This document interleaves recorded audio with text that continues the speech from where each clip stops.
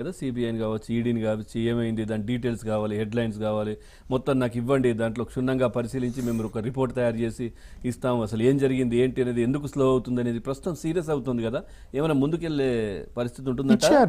లేదనంటే జగన్మోహన్ రెడ్డి తన దగ్గర ఉన్నటువంటి సైన్యం ఏదైతే ఉందో, లేదు అనంటే తన దగ్గర ఉన్నటువంటి కార్యకర్తలు కావచ్చు, లేదంటే నాయకులు ఒక్కొక్కరిగా వీడిపోతున్నారు కదా, వాళ్ళు పోకుండా ఉండడం కోసం ఈ జమిలీ వస్తుంది, మనందరం మళ్ళీ వెళ్ళొచ్చు అనేది వాళ్ళకి చెప్తున్నారా? అంటే ఇప్పుడు నిన్న అడిగితే సిబిఐ ఈడీ ఇచ్చినట్టుంది. అదే మీరు చెప్పింది 125 డిశ్చార్జ్ పిటిషన్లు. ఇప్పుడు హైకోర్టులో 40 పిటిషన్లు పెండింగ్ ఉన్నాయి, అందులో 27 ఇంకా చెయ్యాలి. అసలు 86 విచారణ ప్రారంభం కాలేదని చక్కగా స్పెషల్ హెడ్డింగ్స్తో దానికి ప్రత్యేక హెడ్డింగ్ పెట్టి ఇవ్వమని సుప్రీంకోర్టు అడిగింది. ఏం జరుగుద్ది? ఇచ్చారు. ఇంకో 2 నెలల్లో ఆయన రిటైర్ అవుతాడంట. ఎవరు? చీఫ్ జస్టిస్ సంజీవ్ ఖన్నా గారు మరి ఇంకా 2-3 నెలల్లో ఆయన రిటైర్ అవుతారు. మరి ఓకా అభయ్ జస్టిస్ ఓకా మరి వాళ్ళు ఎంతకాలం ఉంటారు? అంటే అదే ఏది ఆ లొసుగులను ఆధారంగా చేసుకుని జగన్మోహన్ రెడ్డి ఏమంటాడు? మీరు అన్నారు జమిలి వస్తుంది, ఆగండి వెళ్ళబాకండి, మళ్ళీ మనమే ముఖ్యమంత్రి అవుతాం, చంద్రబాబు ప్రభుత్వంపై వ్యతిరేకత తీవ్రంగా పెరిగిపోతుంది, వాళ్ళు కూడా బిగిన్ చేశారు ఇసుక మద్యం, మనమే కాదు జనం వాళ్ళపైన కూడా వ్యతిరేకత తీవ్రంగా వస్తుంది అంటూ వెళ్ళిపోయే వాళ్ళని ఆపుకునే ప్రయత్నం. ఎందుకంటే నిన్న మనం చూసాం ఒక 2 రాజీనామా, అవంతి శ్రీనివాసరావు, గ్రంథి శ్రీనివాస్, నువ్వు వద్దు నీ పార్టీ వద్దని రాజీనామా చేసిపోయిన దాంట్లో అతనేమో 2027లో జమిలి వస్తుంది, ఆగండి అని బతిమలాడుకుంటున్నారు. ఇవాళ జగన్మోహన్ రెడ్డిని నమ్ముకుంటే నట్టేట్లో మునిగినట్టే అని చెప్పి, ఎందుకంటే పరపతి కోల్పోయాడు. ఇక్కడ ఇష్యూ గమ్మత్తు ఏంటంటే న్యాయస్థానాలు జవాబు ఇవ్వలేకపోయినా, లేకపోతే దర్యాప్తు సంస్థలు జవాబు ఇవ్వలేకపోయినా నేచర్ అనేది ఒకటి ఉంది, ప్రకృతే దీనికి అన్నిటికీ సరైన సమాధానం ఇస్తుందన్నమాట. ఏం జరుగుతోంది? జగన్మోహన్ రెడ్డి అటు క్యాడర్లో పరపతి కోల్పోయాడు, ఇటు నాయకుల్లో నమ్మకం పోయింది, నీకు అసలు మొత్తం పార్టీ శ్రేణుల్లో విశ్వాసం సన్నగిల్లింది ఇతని పైన. ఎవరు? జగన్మోహన్ రెడ్డి పరిస్థితి అది.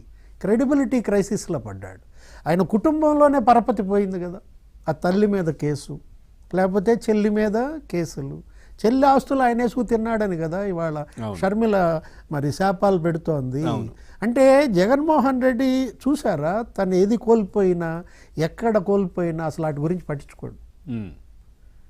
మళ్ళా ఇంకొక కొత్త కథ అల్లుతాడు, మళ్ళా ఇంకొక బురద జల్లుతాడు. మరి ఏం చేస్తారో చూడాలి, ఏం జరుగుద్దో. కేవీ రావు కేసు ఏమవుద్దో చూడాలి.